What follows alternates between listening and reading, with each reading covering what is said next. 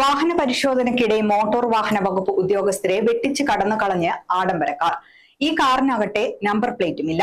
വെട്ടിച്ച് കടന്നു കളഞ്ഞ ഫോർച്യൂണർ കാറിനെയും വാഹന ഉടമയെയും കണ്ടെത്താനുള്ള അന്വേഷണത്തിലാണ് ഉദ്യോഗസ്ഥർ.